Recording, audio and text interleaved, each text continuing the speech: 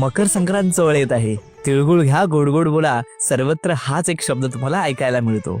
परंतु या संक्रांतीची तुम्हाला कथा माहिती आहे का?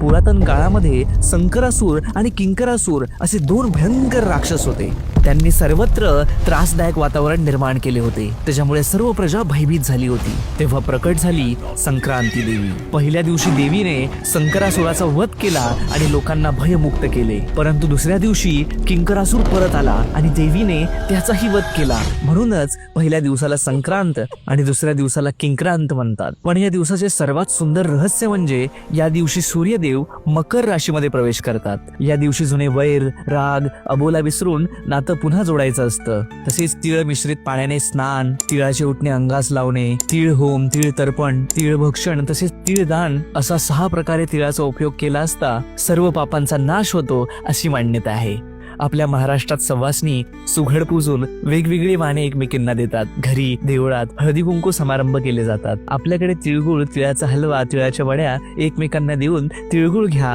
गोड गोड बोला असा स्नेहाचा संदेश दिला जातो. आणि हा एकादशीलाही तिळगुळ खाता येतो. व्हिडिओ माहितीपूर्ण वाटल्यास पुरातन गाथाला नक्की फॉलो करा आणि आपल्या मित्रमैत्रिणींसोबत शेअर करा.